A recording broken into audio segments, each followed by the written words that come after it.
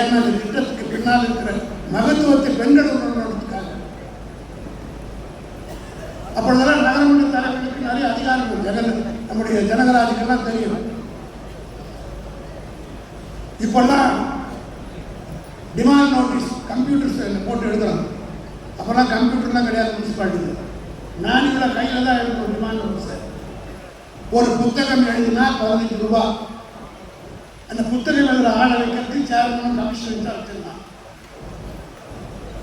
இது எப்போன்னா மார்ச் மாதத்துலேருந்து ஜூன் மாதம் வரை எழுதுவோம் இந்த டிமாண்ட் நோட்டீஸ்.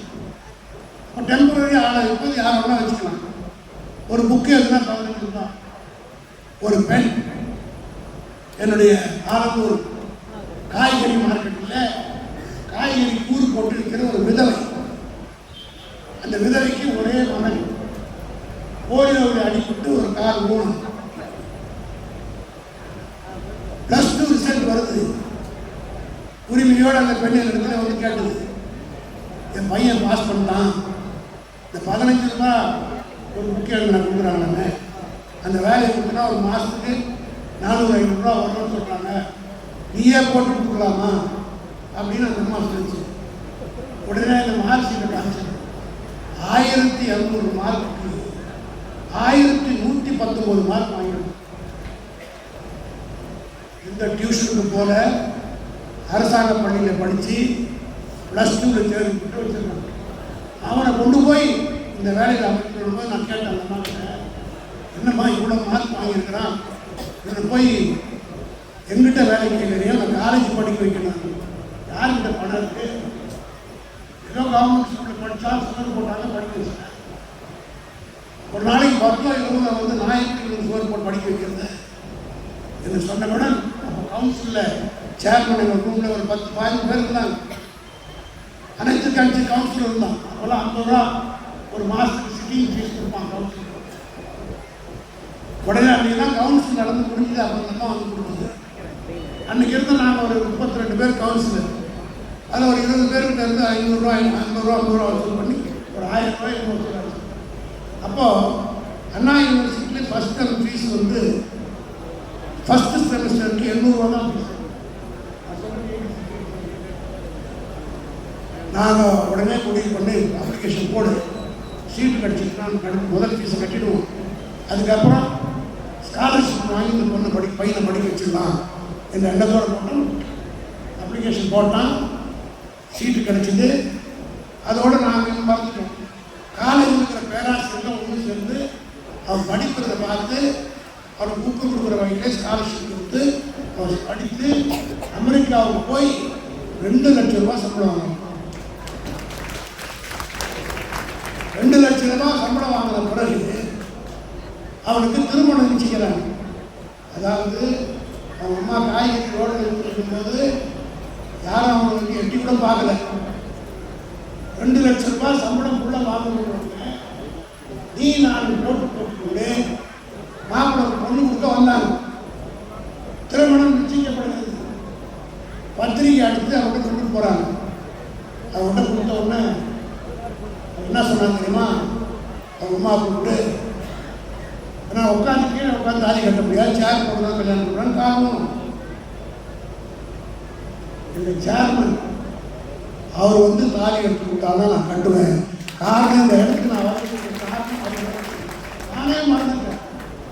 நான் சொன்னது 86 கொடுத்தோம், 96 கல்யாணம் பண்ணிடுவோம். அப்போவும் நான் சேர் எதுக்கு சொல்ல வரேன்னா, நான் ஒரு சாதாரண ஒரே ஒரு ஆளுக்கு செஞ்ச நன்மைக்காக அமெரிக்காவுக்கு போய் சம்பாதித்தாங்க மனிதன் பையன் நன்றி உணர்வோடு எனக்கு போட்டான்னா தலைவர் தளபதி அவர் கொடுத்துருக்கிறது இல்லையா? எத்தனை குடும்பம் இன்னொரு விஷயம் சொல்றேன். கலைஞர் அவர்கள் எமர்ஜென்சி நேரத்தில் அண்ணா சாலையை மறியல் செய்தார். அவரோடு சேர்ந்து நாங்கள்லாம் கைது செய்யப்பட்டோம். D1 காவல் நிலையத்தில் கொண்டு போய் உள்ளே உட்கார இருக்கிறார்கள். எப்படிப்பட்ட நிலை? கலைஞருடன் மந்திரியெல்லாம் போட்டான். பாதி பேர் பண்ருட்டி ராமச்சந்திரன் போட்டாரு, ஆதித்யநாத் போயிட்டாரு, பாபுசா போயிட்டாரு, மாதவன் போயிட்டாரு, எல்லாம் போயிட்டாங்க. ஏன் எங்கள் ஊரில் இருந்த ராஜா குறிஞ்சிப்பாட்டி ராஜா கூட கட்டி கட்டி போட்டார். கலைஞருடைய டிரைவரே வண்டி ஓட்ட முடியாதுன்னு சாவி கொடுத்து போயிட்டான். அப்படிப்பட்ட நெருக்கடியான காலத்தில் நாங்கள் கைது செய்யப்படுகிறோம். பெஞ்சில் உட்கார வைக்கிறான் தலைவர். தேவாரம் இருந்தார், அவர் தான் இப்போ டிசி, டெப்டி கமிஷனர். 7 வருஷம் சீஃப் மினிஸ்டர் கூட பார்க்காம ஒரு சல்யூட் கூட அடிக்கல. போலீஸ்காரங்க பழக்கம் கதவு திறப்பாங்க, அப்புறம் காலில் கை வைப்பாங்க. அதெல்லாம் நம்ம பழக்கம். அதை பலமுறை ஆட்சி பண்ணுறோம், பலமுறை ஆட்சி பண்ணுறோம். ஆகினால் அதெல்லாம் நமக்கு பழக்கம். ஆனால் ஒரு பெண்மணி 25 வயசுக்கு உமன் கான்ஸ்டபிள் 1 மணி நேரம் நாங்கள் போராட்டத்தில் இருக்கும்போது கலைஞர் நிறுத்தி போயிட்டார். அதை பார்த்து அந்த பெண்மணி காப்பி கொண்டு வந்து கலைஞருக்கு கொடுக்குது. அப்படியே தலைவர் அந்த பெண்மணியை பார்த்தார். ஏமா உன் வேலைக்கு என்ன ஆபத்து வந்துடும் போது காரணம் கொடுமையான நேரம், பேசினாலே தப்பு. ஊடகங்களே கொடுத்தாங்க, எம்பிக்கள், எம்எல்ஏக்கள், மந்திரிக்கெல்லாம். யாரோ பெற்ற மகள் வந்து இந்த காப்பி கொடுக்குற வேலை போச்சுன்னா என்ன பண்ண முடியும் என்று கலைஞர் கவலையோடு கலைஞர் கேட்கிறார். அதுக்கு அந்த பெண் என்ன சொல்லுச்சு தெரியுமா? நீங்கள் கொடுத்த காட்சி சட்டை உங்களுக்காக போதும், அதை பற்றி நான் கவலைப்படுவதற்கு தைரியமாக வாங்கி கொடுத்து. அப்போதான் கலைஞர் சொன்னார், இன்னும் இந்த நாட்டில் நன்றி இருந்தீங்க. ஏன்னா அன்றைக்கி தான் வந்துட்டு நான் சொல்கிறேன். காலையில் கடுமையான ஒரு அறிக்கை விட்டார் கலைஞர். காலையில் பத்திரிகையில் பண்ருட்டி ராமச்சந்திரன் அறிக்கை வருது. 11 மணி அளவில் கான்ஸ்டபிள், உமன் கான்ஸ்டபிள் காப்பி வாங்கி கொடுக்குறார். அதுக்கு அந்த பெண்மணி சொன்னது, நீங்கள் தான் இந்த வேலையை எனக்கு வாங்கி கொடுத்தீங்க, ஆகினால் அந்த வேலை போனால் கூட பரவாயில்ல. அதே போல கலைஞர் அவர்களுக்கு மெரினாவிலே 6 அடி இடம் கேட்க வேண்டும் என்று போராடினோம். இதெல்லாம் தெரியும், பொது நீதிமன்றத்துக்கெல்லாம் தெரியும். கலைஞர் அவர்கள் அண்ணாவுடைய சதுக்கத்துக்கு பக்கத்திலே தான் தானும் அடக்கம் செய்யப்பட வேண்டும் என்று வாழ்நாள் கூட விரும்பினார். இன்னும் சொல்ல போனால் அது முதல்ல என்கிட்டையும் எல்கணேசன்கிட்ட தான் கலைஞர் சொன்னார்.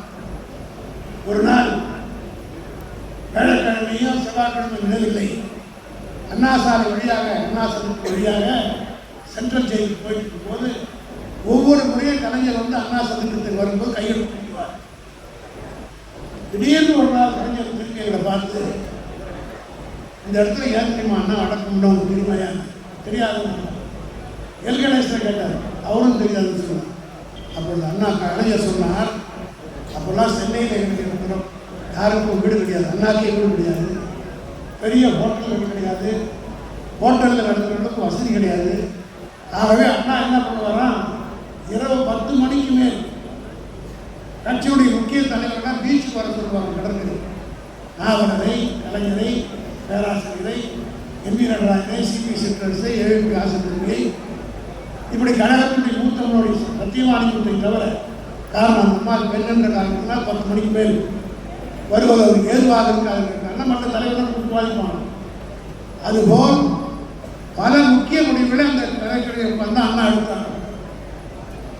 ஆகவேதான் அண்ணாவை அந்த இடத்துல எனக்கு அடக்கம் செய்தோம் என்று கலைஞர் சொல்லிவிட்டு சொன்னார், நான் சென்றால் அந்த தான் அடக்கம் சொன்னார்.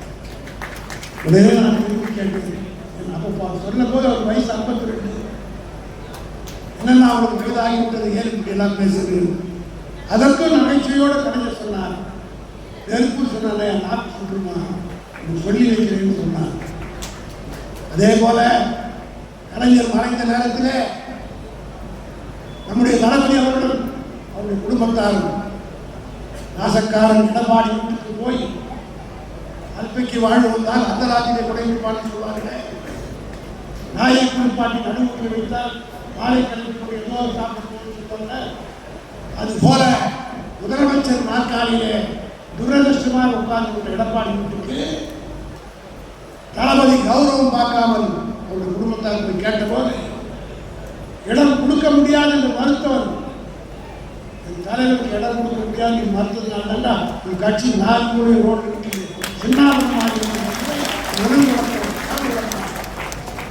உடனே தளபதி அவர்கள் தொங்கி முகத்தோடு வந்தார்.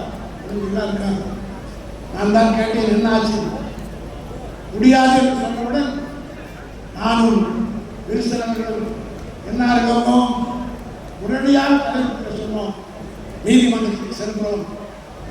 தலைமை சொன்னார், உங்கள் பேரிலேயே கேஸ் போடுங்கன்னு சொன்னார். என் பேரிலேயே அந்த வழக்கை தாக்கல் செய்தோம்.